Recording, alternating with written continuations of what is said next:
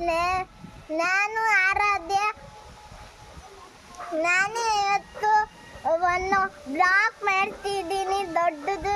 ಇದು ಬೀರೇಶ್ವರ ದೇವಸ್ಥಾನ, ಇದು ಹನಟಿಗಿ.